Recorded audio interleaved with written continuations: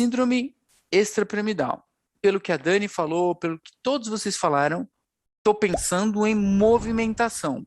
Estou pensando justamente em desorganização dos movimentos.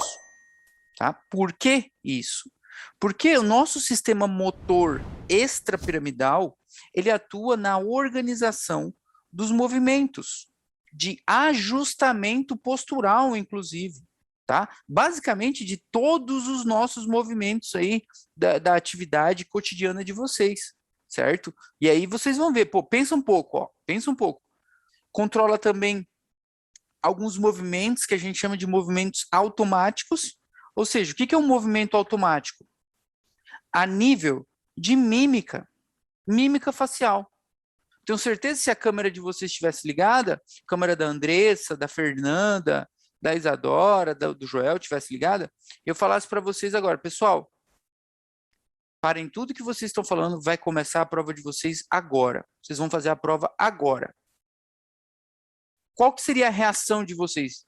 Na cara de vocês, vocês iam ter esse, tipo, um espanto, uma mímica mímica do quê? De espanto, ou poderiam dar uma risada, ou poderiam, tipo, fechar a cara, certo? Tanto é que no nosso paciente com Parkinson, como que era a face do parkinsoniano?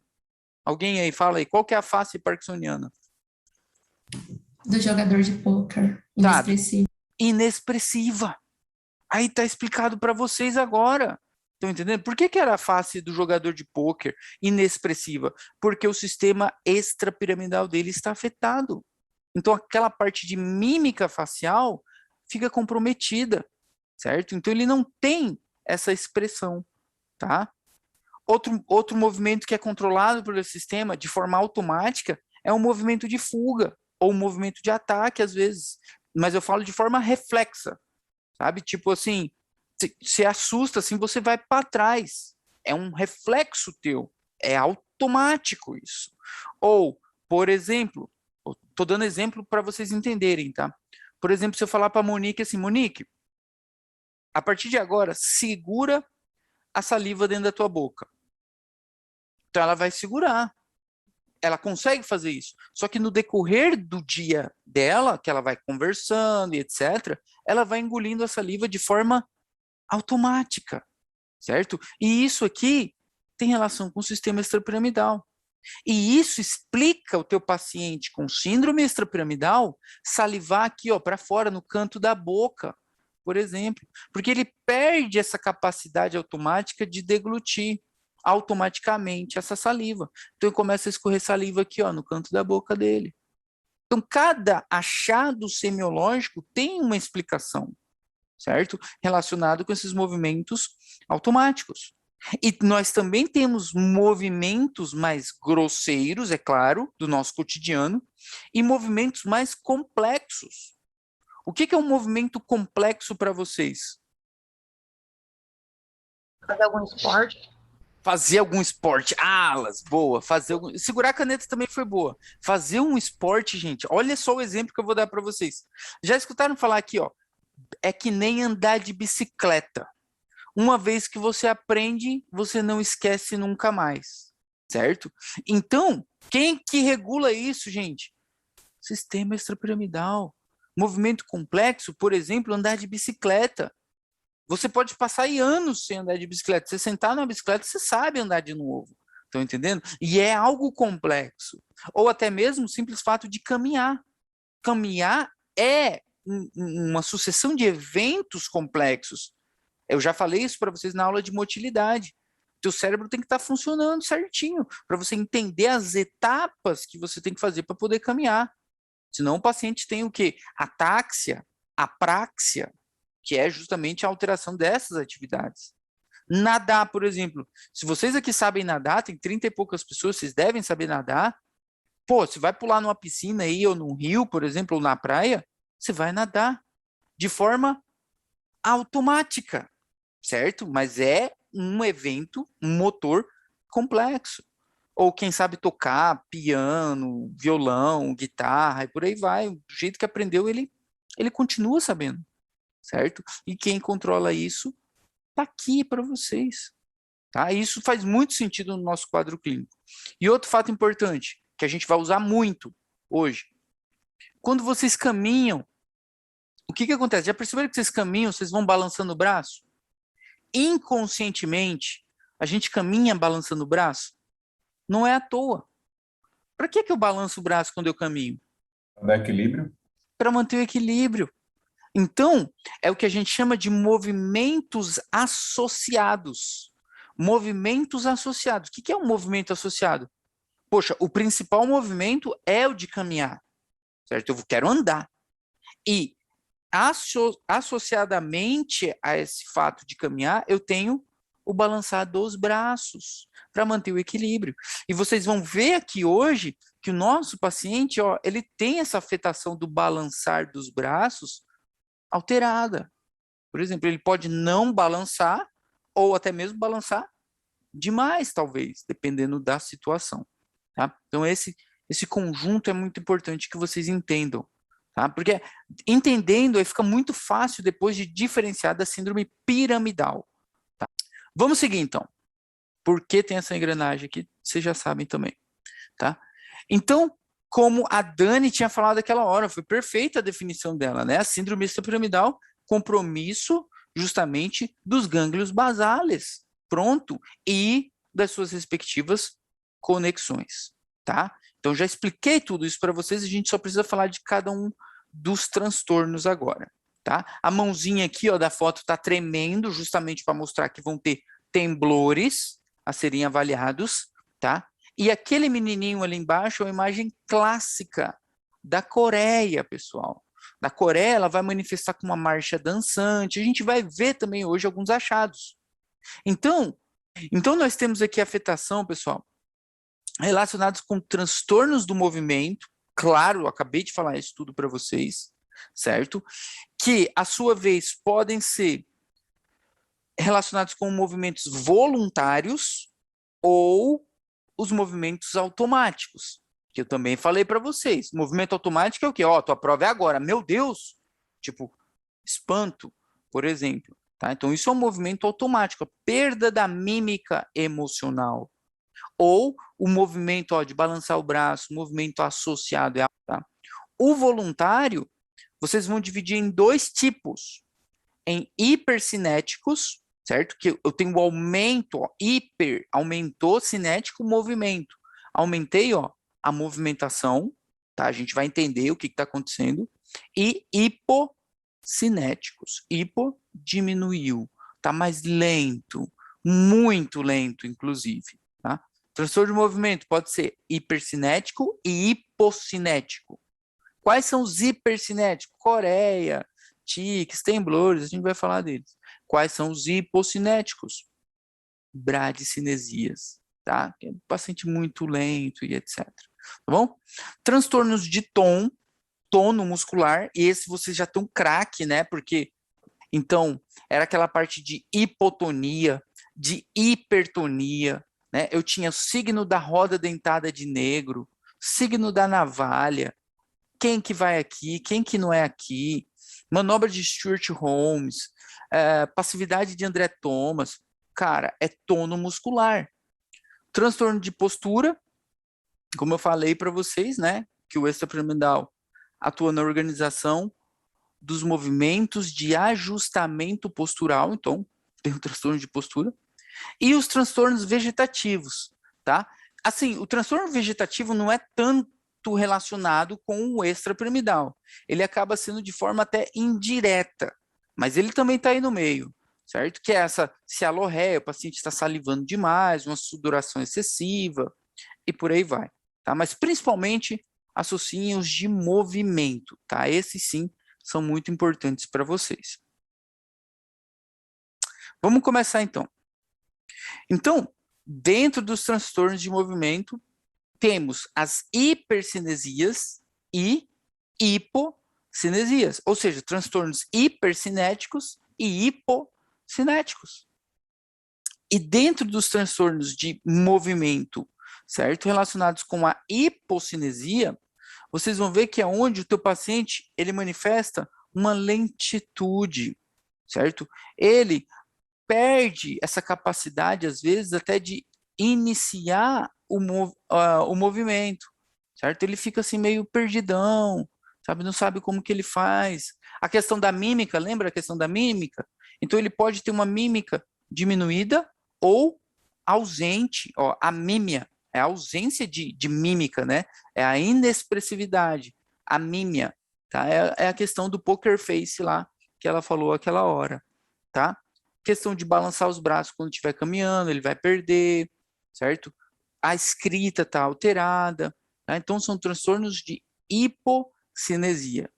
E lembre de uma coisa, já estou falando agora, Parkinson, o paciente é lento, tá? Não se esqueçam, porque às vezes vocês treinam como que é a marcha parkinsoniana, bonitinho, sabe fazer o tremor da mão, contando moeda, sabe fazer até a cara, assim, sem expressão nenhuma. Só que na hora de caminhar, vai lá e caminha rápido. Que marcha parkinsoniana é essa que é rápida? Caminha normal, tipo assim, não, gente. É bem devagarzinho, quase, tipo, arrastando o pezinho no chão. A gente vai ver já já o vídeo dela. Mas já para vocês irem pegando, né? Lembra da tartaruguinha aqui. Temblores. O que eu tenho que falar dos temblores? Eu também estou gravando, depois vocês assistem no YouTube quando tiverem dúvida. E pelo menos quando estiver assistindo, deixa um likezinho lá, porque isso daí vai me ajudar um dia. Sei lá quando, mas de alguma forma, né? Não custa nada, tá? E se inscrever também, né? Tem gente aí que nem tá inscrito até hoje. Beleza, então. Vamos lá. Temblores, agora falando sério, tá? Então, eu preciso diferenciar os tipos de temblores. Causas de temblores, olha o tamanho da tabela aí que tem para vocês, tá? Nem quero saber de causas de temblores, eu quero a semiologia do temblor. Então, sobre o temblor, o que eu preciso entender? Que ele é um transtorno hipercinético, tá? Involuntário, tem um ritmo e de regular amplitude e frequência. Entendi nada que esse cara falou, sei que o cara treme a mão, tá? Então, a primeira coisa, a gente vai buscar o que é chamado de temblor de repouso. Muito importante buscar o temblor de repouso, porque aí eu já diferencio de outras patologias. Por exemplo, uma síndrome cerebelosa, o paciente não tem temblor de repouso. Um parkinsoniano tem temblor de repouso. Tá? Então, a gente já começa a separar. Tá? Então, para fazer a avaliação do temblor de repouso, teu paciente está sentado, vocês vão falar para que ele apoie a mão dele, ó, nas coxas dele. Ele vai estar lá, é que eu não vou fazer aqui, né? Com a mão sobre as coxas dele, e aí vocês vão ver se ele está tremendo a mão ou não. Ou os dedos, às vezes ele treme só o dedo assim, ó. Como eu estou fazendo aqui para vocês, tá? Ou não, certo? Temblor de repouso. Importante. Agora sim, importante isso. Presta atenção, fecha o teu Instagram, cacete, senão vocês não vão entender. Colocou a mãozinha na coxa lá do meu paciente. Eu vi que ele meio que está tremendo a mão. O que eu avalio nele agora? Eu preciso que ele faça algum movimento. Por quê? Porque eu quero ver se esse temblor desaparece com o movimento. Então, acho que alguém falou aí, eu vou pedir para ele pegar um copo com água, etc e tal. Beleza. O que eu quero é que ele tire agora a mão da coxa dele e pegue algum objeto. Né? Vou pegar aqui um pote, aqui, sei lá do que limpa um álcool aqui. Então, eu vou lá, tá tremendo a mãozinha na coxa. O senhor consegue pegar esse copo aqui, não sei o quê? No que ele foi pegar, ó, não tremeu mais. Tá? Então, isso é importante. Tá? Pegou lá de boa, não tremeu não, ou diminuiu bastante o temblor dele.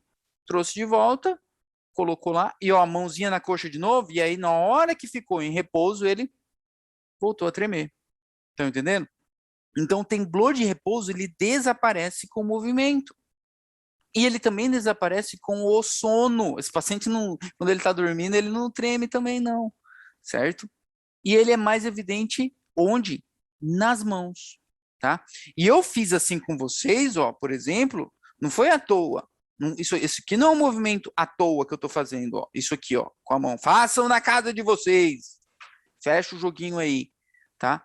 Porque é assim que ele treme. Não, ninguém treme assim, ó. Acha que, o cara tem Parkinson, ele treme inteiro, parece estar levando um choque. Não. Aqui, ó. Tá? Como se ele estivesse contando moeda, tá? Se eu não me engano, o próprio Porto traz, ou o Aerolânio, como se ele estivesse enrolando um cigarro, né? Tá enrolando um cigarro, o livro, o Porto fala, é como se ele estivesse enrolando um cigarro, tá? Temblor de atitude, a tal da posição de juramento que vocês falaram aí, etc. Perfeito. Então, o que é a posição de juramento? Às vezes, ó, não estou conseguindo ver, não está tremendo muito. Ó, faz assim para mim, por favor. Tá tremendo? Ah, agora está um pouco mais nítido. Para mim, está tremendo sim. Não, mas eu estou meio na dúvida se está tremendo ainda. Vamos melhorar? Vamos. O que eu faço? Coloco uma folha de papel aqui em cima. E aí eu vejo que, ó, aí eu sensibilizei a prova, né? Eu tornei até mais evidente. Eu vejo que o papel está tremendo, tá? Eu vejo que o papel está tremendo. Então, temblor de atitude. Tá? Semiologia do temblor, tá? Que outro tipo de temblor eu tenho? O temblor intencional, pessoal, o que ele quer dizer? Que é quando o teu paciente faz um movimento. Então, ele não está tremendo, tá? Ele não está tremendo. Mas, quando ele vai pegar um objeto, um copo com água, por exemplo, ele pega o copo, né? Na hora que ele vai pegar o copo, ele começa a tremer. E na hora que ele pega o copo, aí ele treme de vez. E a água, supostamente, até cairia do copo até ele chegar na boca dele, certo? Então, isso a gente chama de temblor intencional, tá? Ele surge ou ele se agrava com o movimento, tá? Temblor intencional.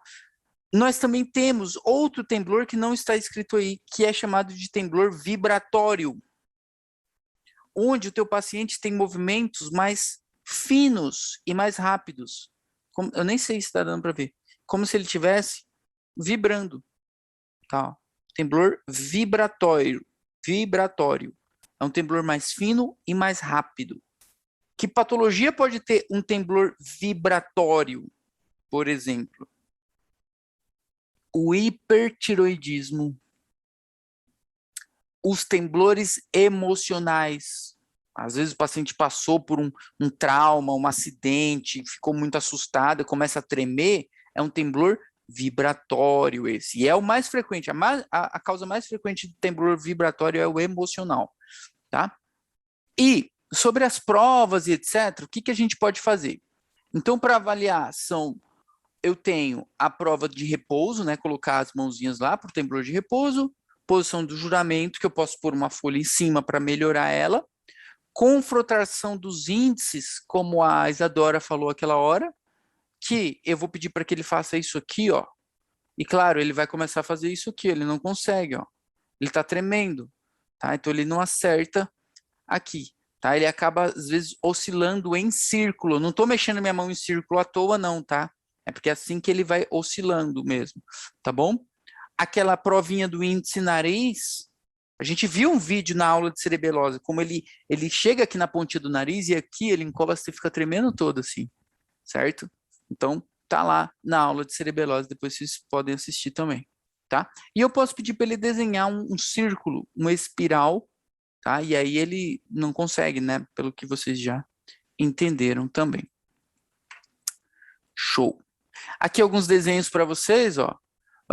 Esse desenho aqui é do Porto, tá? Onde estamos buscando o temblor de atitude, certo? E ela foi sensibilizado com uma folhinha de papel ali em cima, ó, como vocês estão vendo, tá? No caso, eu estou investigando, ó, só esse lado aqui, o lado direito. Vamos supor que o lado, ou seja, o lado esquerdo.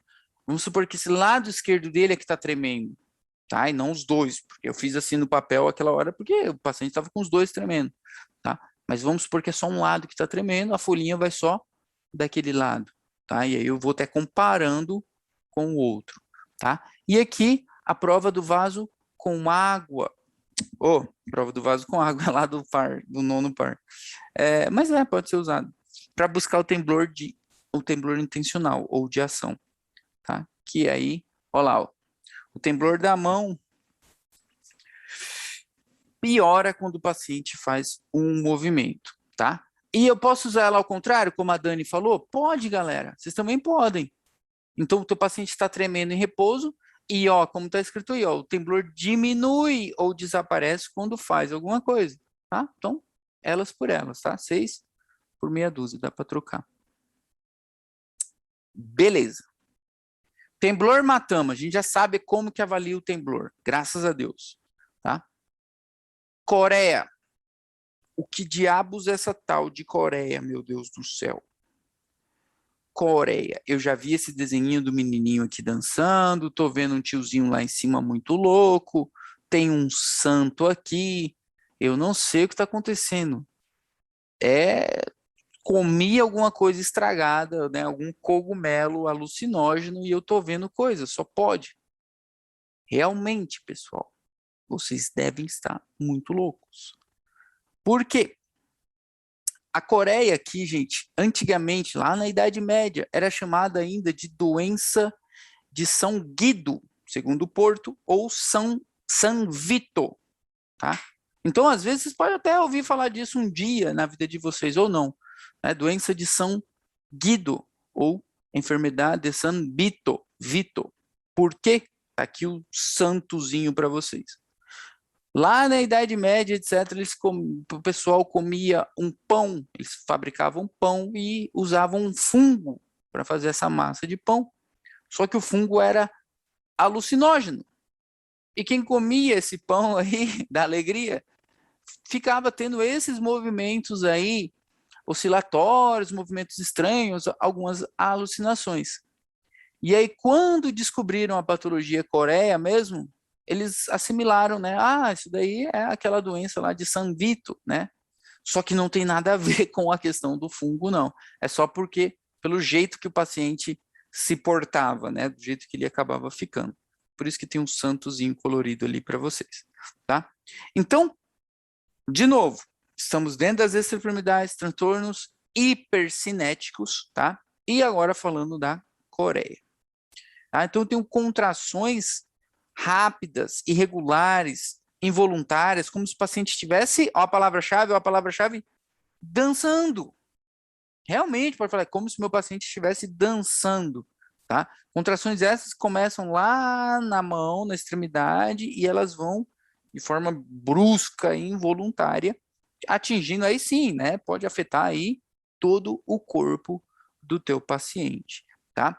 Lembra de uma coisa, também pode afetar a língua do teu paciente, né? Ele tá aqui contigo, ele conversa, ele pode falar e de repente ele coloca a língua para fora, do nada, certo? Ele dá ele prende ela na boca e por aí vai, tá? Então ele também afeta a língua, a mão, de forma generalizada, todo o corpo, tá? E ele se manifesta com essa marcha dançante. Além do que, ele também pode verbalizar, ou seja, ele pode fazer uma inspiração muito profunda e ruidosa ou emitir sons, certo? No meio dessa marcha dele. Então ele tá lá, eu não vou fazer aqui, né, pô, sacana. Eu não andava assim na rua também, direto. O pessoal morria de vergonha de sair comigo.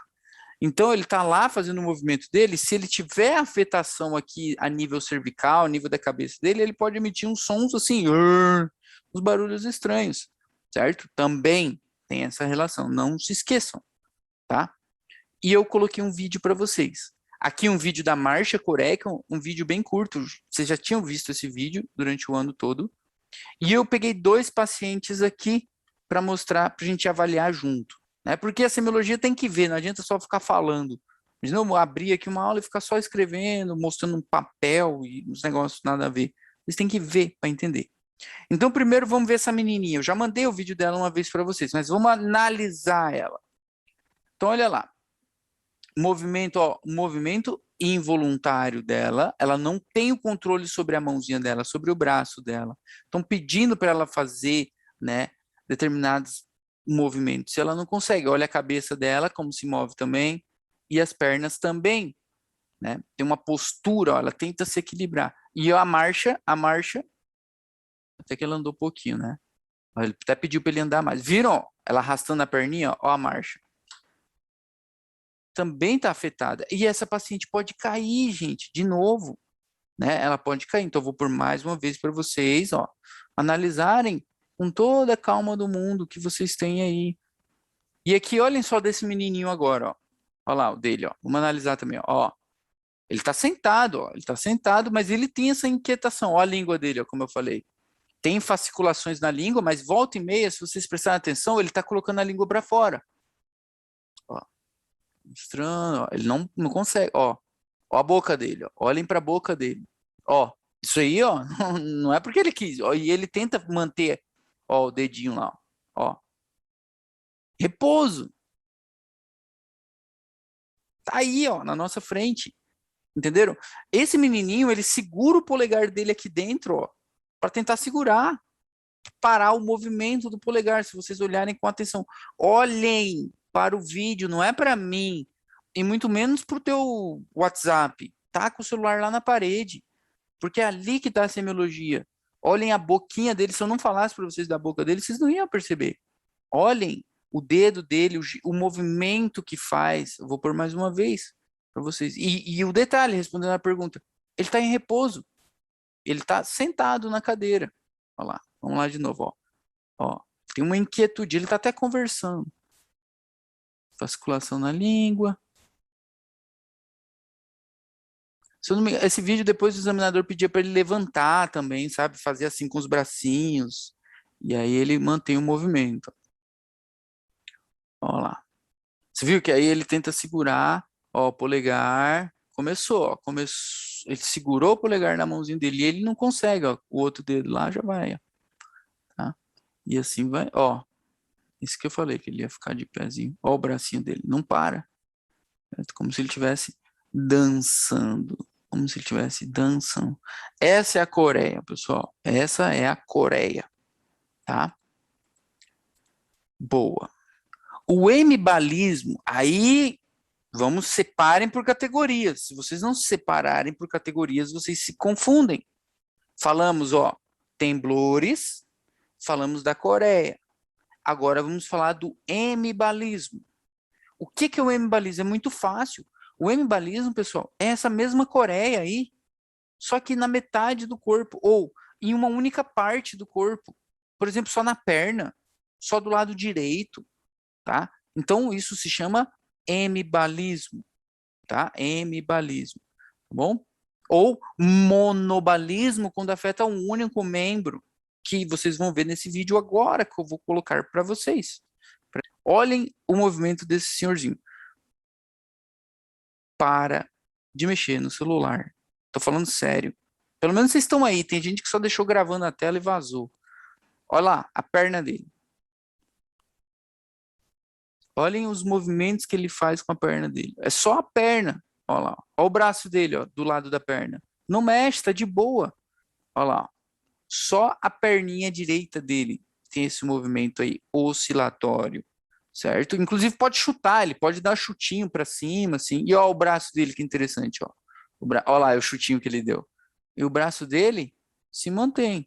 Então isso está explicando que não é o hemicorpo todo, é só a perna dele que está afetada, tá? Hemibalismo. Próximo passo. Mioclonias. Tudo isso aqui é extrapiramidal. Achei que ia ser mais rápido a aula, mas já vamos terminar. Mioclonias. Mio, músculo. Clonos, movimento. Pô, mas clonos é lá da piramidal. É, deixa clonos para lá. Mioclonia, gente, justamente essa contração muscular brusca, muito rápida, involuntária também, certo? E aí depende de que parte do corpo que ela está afetando, tá? O que diabos tem a ver? Eu não achei nenhum vídeo de mioclonia para vocês, tá? Mas vocês têm que entender que é um músculo tremendo, por exemplo. Mas o que vocês têm que entender? O seguinte, porque todo mundo aqui já teve. Vocês já perceberam um dia, vocês estavam naquela aula, uma puta aula chata do cacete, acho que minha, de certo, antigamente. Sala meio escura, auditório, ar-condicionado, você tá ali quase dormindo e de repente você acorda assustado, tipo, parece que te deram um choque. Ou às vezes você tá na tua casa mesmo, tá na tua casa aí mexendo no celular, à noite já tá tarde pra cacete, não vai dormir nunca, depois passa o dia inteiro cansada no outro dia, e aí você sente que você apagou e de repente você acorda de uma vez, toma um choque para levantar, vamos dizer assim. Então, é um evento que é até mesmo fisiológico. vamos dizer assim, pode acontecer de forma fisiológica. Por isso que eu coloquei a foto desse cara dormindo aí para vocês verem, que é aquele tipo, opa, calma aí, tá? E pode acontecer de forma patológica também, tá? Então, justamente essa contração muscular brusca e rápida. Pode ser de um único segmento do corpo, de vários segmentos do corpo. O que vocês têm que entender que está relacionado com síndromes extrapiramidais. O teu paciente, se tiver uma mioclonia, por exemplo, no diafragma que vocês estão vendo aqui, ó, o que vocês acham que o paciente vai ter? Ele vai soluçar. Por causa disso. Uma mioclonia lá no diafragma. No olho pode ter também, na cara, fica tremendo a cara, assim. E aí vocês podem falar o seguinte, que eu sei que é muita dúvida isso do povo, todo mundo pensa. Vocês já viram, às vezes, você tá aqui no teu braço, aqui, ó, e aí você vê que começa a tremer, tipo, teu músculo, você olha assim, ô louco, meu músculo tá tremendo aqui, ó, vou morrer, deve ser câncer. Todo mundo já viu isso, né? Ou a pálpebra, assim, começa a tremer, tipo, contrair. Ninguém sentiu isso na vida, não é possível que eu sou anormal. Então. Ou vocês foram comprar carne no açougue e a carne tá tremendo no açougue. Ninguém nunca viu isso? Tremor na carne. A carne no mercado tremendo, não, mas a pálpebra sim. Ninguém nunca mais vai querer fazer um churrasco comigo. Então eu fui lá comprar a carne no açougue e a carne tá tremendo lá no açougue. Certo? Ou em mim mesmo começou a tremer. É uma mioclonia isso? Pode ser que sim, tá? Mas alguns livros chamam ela de mioquinia, tá? Então essa sensação que está tremendo o teu músculo, vai à pálpebra do olho, isso se chama mioquinia, tá? E é claro, pessoal, que é fisiológico, tá? É normal, tá? Então pode até anotar isso se vocês quiserem. É porque, assim, às vezes algumas pessoas falam que a mioclonia é isso, né? Quando treme o músculo, basicamente é a mesma coisa, tá? Só que nessa situação é patológica. Fisiológica quando é a do sono. Próximo. Meu Deus, não acaba. Asterix. O Asterix vai ser muito fácil porque a gente já falou dele lá na aula de cirrose, tá? Então, o Asterix é chamado de mioclonia negativa, tá? Também. Como que a gente avalia esse tal de Asterix, etc?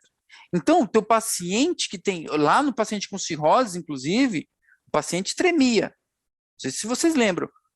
O paciente tremia, o paciente com cirrose, ele tremia, ele tem temblor, e era um temblor vibratório, inclusive, porque é um tremor mais fino, tá? Do alcoolismo, tá? E se eu pegar a mãozinha dele assim, ó, e fizer isso aqui, ó, estender os dedos dele e de repente soltar, ele vai fazer isso aqui, ó. Flapping, tá? Então isso aqui é o Asterix, tá? Isso é Asterix ou flapping. É como se fosse o bater de asas de um pássaro, tá? E pode ser encontrado também na síndrome extrapiramidal, tá? Posso usar lá na síndrome de hipertensão portal, se eu quiser, na síndrome urêmica, se eu quiser? Podem, pessoal, mesma coisa, tá bom? Também pode. Tiques. Então vamos lá, tiques, rapidão. Temos tiques vocales, tá? Que são palavras ou barulhos que o paciente pode fazer, tá? E que ele se segura para tentar não fazer, mas ele tem uma necessidade irresistível de fazer, tá? Então ele pode simplesmente emitir alguns grunhidos, alguns assobios, ou simplesmente tossir, uma tosse meio nada a ver assim, enquanto ele está conversando, por exemplo. Então ele tem um tique. Então, ele não precisava ter feito isso, mas ele, antes de começar a falar, ele faz essa é um pigarro, né? Aí ele começa a falar. Aí tem um tique, tá? E um tique complexo vocal é basicamente quando o paciente tem palilalia, ou seja, o que é isso? Ele repete a palavra.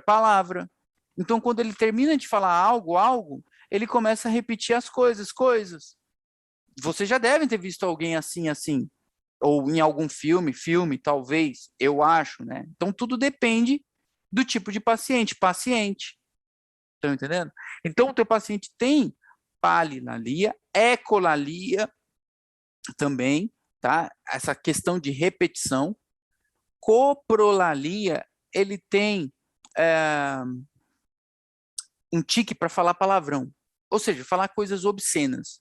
Então ele não consegue se segurar. Ah, mas eu achei que isso era síndrome de Tourette. Calma, vamos chegar lá. Então ele está aqui conversando contigo, é claro que eu não vou falar palavrão. Então ele está conversando contigo aqui, ele fala japirô. Aí ele está conversando de boa, deracore. Estou falando em Guarani para não ficar tão pesado assim para os brasileiros, né? Então ele vai conversando aqui e fala catiperon, e aí vai embora, caperon, de talan, de satanamunheca, curetiti, jaguatiti. Ele vai falando. E aí é tudo palavras obscenas, né? São palavras aí que não devem ser usadas no cotidiano, tá? Espero que ninguém tenha entendido. E o que mais? E os tiques motores complexos, já expliquei, não vou falar de novo para a gente evoluir. E a síndrome de Tourette, o que diferencia ela? Porque o teu paciente tem um tique motor, certo? E ele grita. O que diferencia é que ele é de forma mais explosiva. Então, ele fala de forma mais explosiva, ou repetindo palavras, como a ecolalia, ou sílabas, por exemplo, ou ele tem aquela coprolalia, né, aquela de falar o palavrão, só que gritando. Então, ele está lá no meio de um restaurante lá e ele manda um palavrão no meio de todo mundo. Entendeu? Então, isso é a síndrome de Tourette. Ou só dá um berro que ninguém entende nada. Eu estou conversando, não vou gritar aqui, não tem necessidade, mas vocês entenderam. Tá? E o local dela é na parte de tiques, tá? Não lá na Coreia. É aqui. Show! Beleza. Tá? Os de tom vão ser rápidos, pessoal. Porque é esse aqui o que vocês têm que saber. Roda dentada de negro. Acabou. Qual que é a diferença dela para o fenômeno da navalha?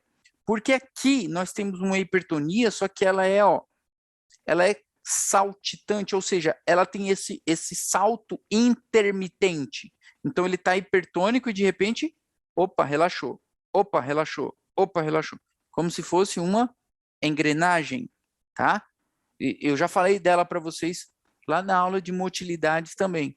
Então olha lá, tem aqui o videozinho bem bonitinho de novo, ele vai fazer os dois, ele vai fazer o da navalha, ó, fenômeno da navalha, só para diferenciar, que é da piramidal, certo? Onde ele tem a hipertonia e perde de uma vez, tá? E a roda dentada de negro, que ele vai perdendo por etapas, tá? Ele vai perdendo por etapas, olha lá, vai de forma travada, travada, relaxa, travada, relaxa, travada, relaxa, tá? Roda dentada de negro. Tem que saber fazer isso aqui, gente. Isso aí vocês têm que saber. Parkinson, pessoal. 4 quesitos fundamentais para vocês, tá? O seguinte, o teu paciente vai ter o temblor, tá? E é temblor do quê? O do Parkinson? Repouso. Temblor de repouso, que também é chamado de temblor estático, tá? Se quiser pode anotar aí, temblor de repouso ou temblor estático, tá? Porque tá parado, tá? E esse temblor dele, ele contando moedas, tá? Como se ele estivesse contando moedinha, não é tremendo a mão feito louco. Só que aí, que outro lugar ele treme também além da mão? A cabeça, Índio? Cabeça? A cabeça. E como que ele treme a cabeça dele? Balançando um lado pro outro, assim? Isso, assim mesmo. Então, gente, o paciente com Parkinson, essa é uma observação muito boa também. Ele tem esse temblorzinho assim, ó. Não sei se está dando para perceber aí pelo vídeo. Como se ele estivesse negando algo, assim. Ele pode estar negando assim de lado ou afirmando. Então, o senhorzinho lá, o tiozinho, né, que você, às vezes, não sei se alguém aqui tem algum parente com Parkinson, algum vô ou teve, e com o que eu tô falando agora, começa até a lembrar, pô, mas meu vô ficava mesmo balançando a cabecinha assim. Certo? Ele está em repouso, e aí o tremor se manifesta melhor ainda, mais ainda, né? Então, pode ser na mão, pode ser na cabeça, ou negando ou afirmando. Temblor, boa. O que mais que tem o cara com Parkinson? Bradicinesia. Não se esqueçam, gente. Bradicinesia. Essa é uma das mais importantes. Ele é muito lento. para tudo. Se vocês tiverem que imitar alguém com Parkinson na prova de vocês, vocês têm que fazer muito devagar, tá? Bradicinesia. E tanto é que a gente vai ver, inclusive, que tem um giro, eu peço para o paciente girar. O que que é girar? Eu estou aqui, olha lá para aquela porta lá no fundo. Então, o normal, o que a gente faz é virar e olhar lá para o fundo. O paciente com Parkinson, ele não, ele faz isso aqui, ó. Ele quer ir lá para o fundo, então ele vai, tipo...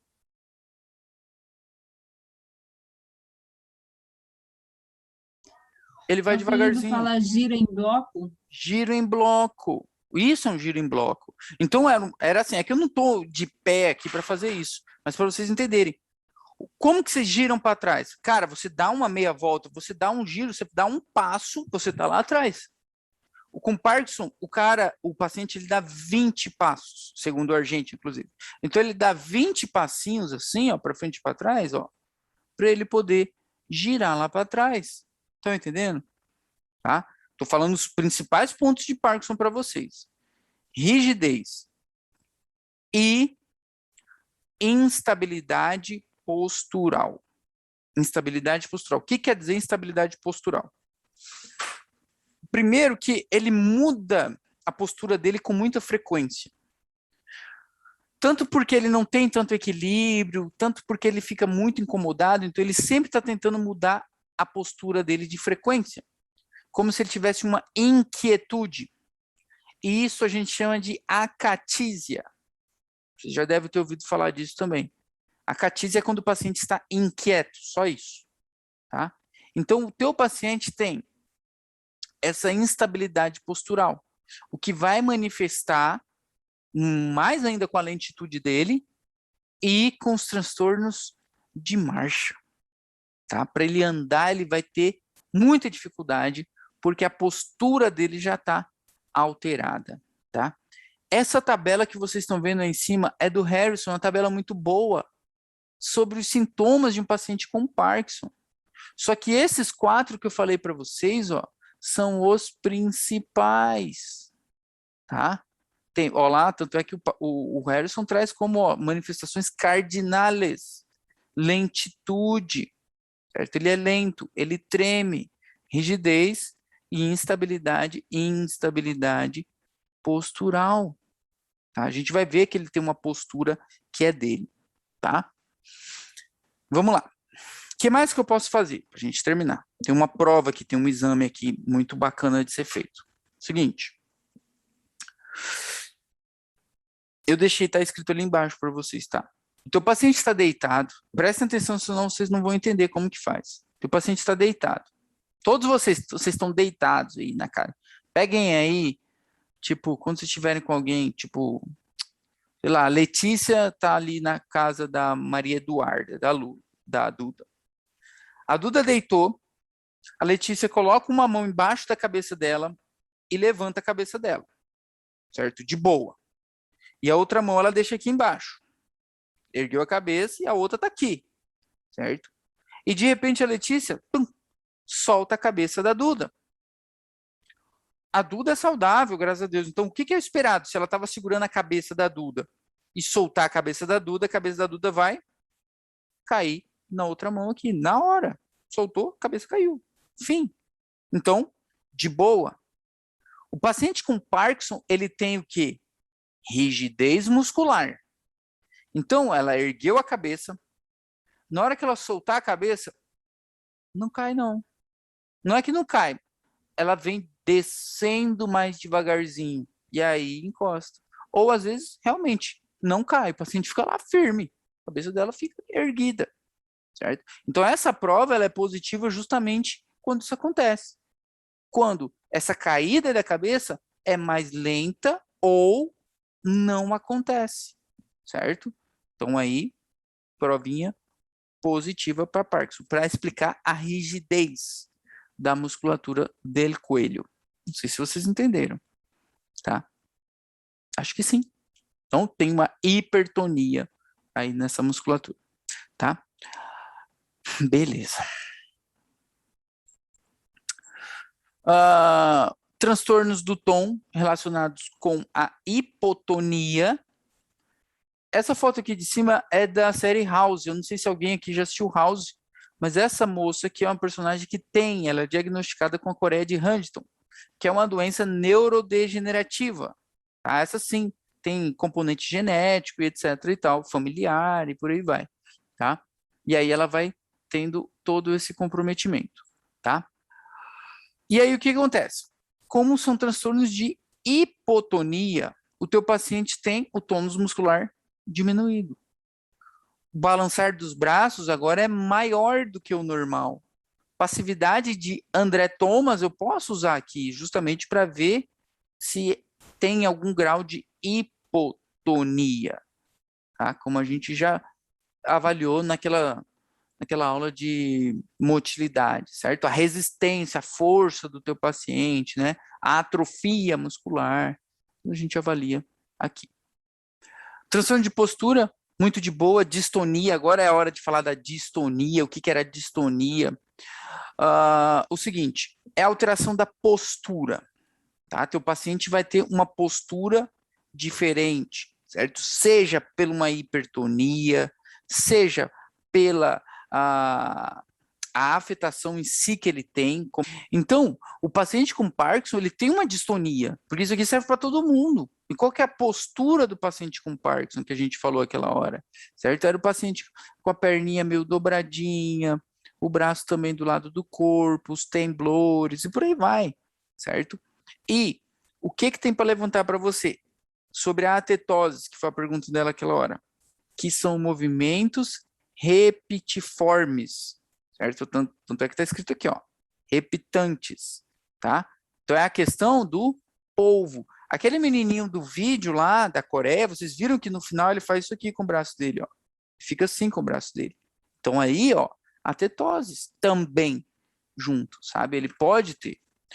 Se eu não me engano, o Argente fala que já nem é usado mais esse termo, tá? Mas tá aí para vocês, então também tenho que comentar. Eu vou fazer o quê? Aqui aqui para mostrar para vocês as posturas. Ó, essa aqui é a postura de um paciente com Parkinson.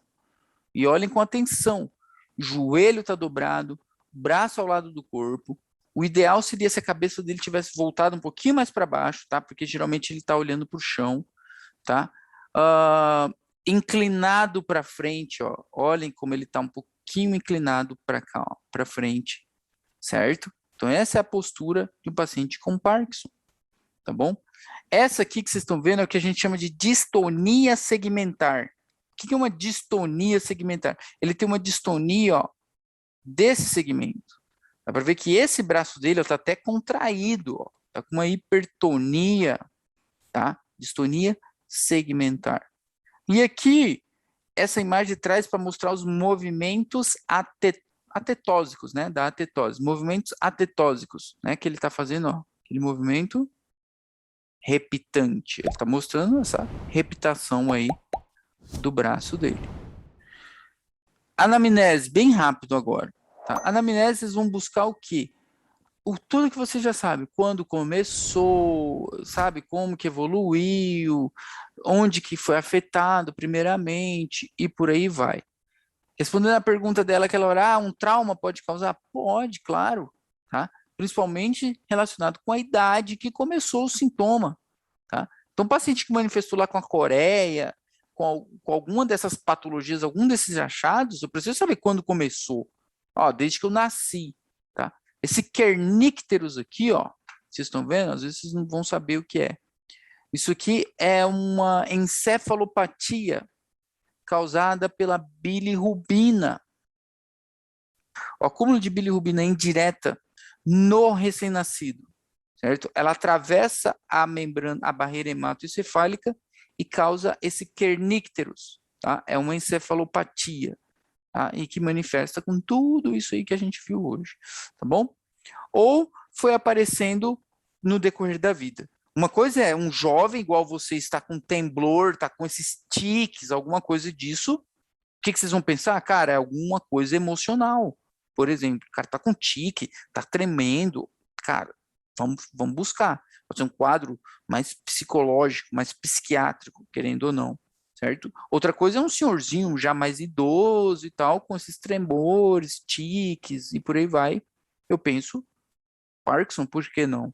Tá? Então, a idade é bem importante.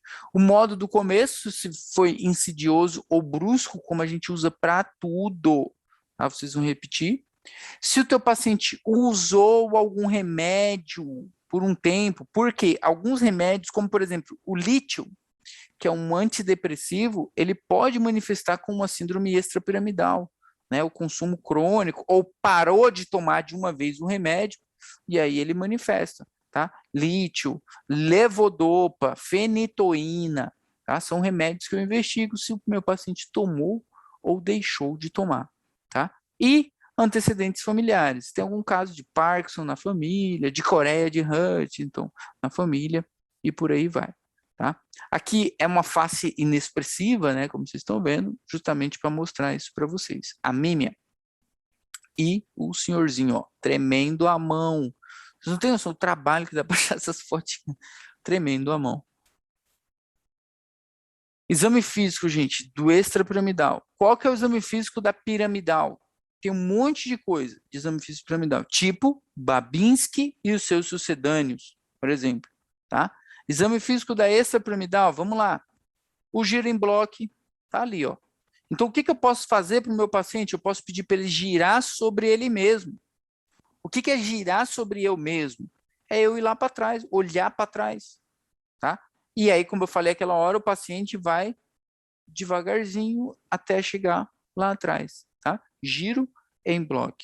Posso pedir para ele desenhar um círculo, tá? E tudo isso aqui é que a gente já falou, inclusive, lá atrás, como era o exame do Temblor, tá? Retropulsão. O que é retropulsão? Ou manobra do empelhon. É o seguinte, o teu paciente não tem uma postura alterada, certo? Então, ele já tem uma tendência a ficar de um jeito. E o que acontece? Essa retropulsão é o seguinte, então eu vou chegar de trás do meu paciente, estou atrás dele, e aí eu vou fazer o seguinte, eu vou puxar ele um pouquinho para mim, certo? Então, eu coloco a minha mão no ombro dele e eu puxo ele para mim. E aí, o que acontece?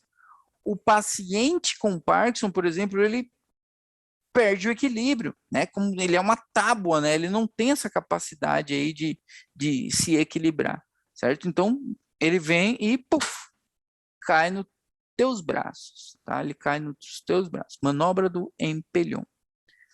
Tapping, ou tapping, muito fácil. Vocês vão pedir para ele fazer isso aqui, ó. Esses movimentos aqui, ó. Pronto. Assim, tá? Tá? Tapping.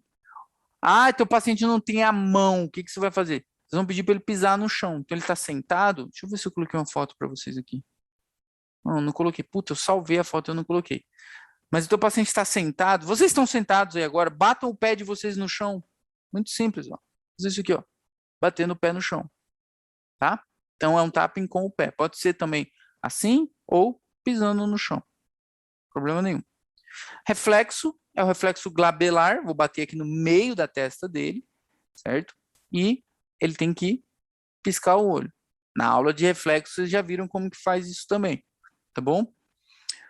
E o palmo mentoniano de Marinesco é o seguinte, quando eu passo um objeto aqui na palma da mão, por isso se chama palmo mentoniano, então eu fiz essa estimulação aqui na palma da mão, ele dá uma puxada aqui na boca dele, dá uma contraída aqui. Então ele faz aqui na mão, ele dá uma apertada nos lábios dele, tá? Se chama reflexo palmo-mentoniano de Marinesco. O tom, a gente já falou, aqui repete, né? Porque eu estou falando exclusivamente do exame físico, tá? Não vou repetir para vocês. E a marcha, tá? Aí você fala assim, ah, mas não era a marcha coreica que apareceu aquela hora, não sei o quê, e essa outra... Gente, calma, galera. Aqui é a avaliação da marcha. Estamos avaliando como o nosso paciente caminha. Ninguém falou que ele tem coreia, a gente está avaliando a marcha, tá? Se ele tiver cerebelose, vai ser outra marcha. Se ele tiver uma síndrome piramidal, vai ser outra marcha. Então, como que eu avalio essa marcha? Tá? Eu vou estar do lado do meu paciente, certo? E aí eu vou fazer a avaliação de como ele caminha, de como ele mantém o equilíbrio, da postura que ele adota, certo? Eu posso pedir para ele caminhar na ponta do pé, na ponta do calcanhar, por exemplo, andar sob uma linha reta, para frente, para trás, com o olho aberto, com o olho fechado, certo? E aí sim, que alterações eu posso ter nessa marcha? Aí vocês entram. Marcha cerebelosa, atáxica, apráxica, parkinsoniana, coreica, dançante. E aí vai uma porrada de marcha. Tá? Mas eu tenho que saber o normal primeiro. E é isso. Eu ia falar da piramidal ainda, mas não. Jamais. Não dá tempo. Não tem como, porque vocês nem devem estar mais me escutando. E me sigam lá no Instagram, cara. Se inscrevam lá, mandem para os amigos de vocês, ajudem esses pobres coitados a passarem de ano também. Não custa nada para se inscreverem lá também. Ou para alguma menina bonita, ou alguma pessoa legal que você gosta também, tá? Valeu. E é isso. Fim. Qualquer coisa, manda um alô para mim no WhatsApp que eu sempre respondo.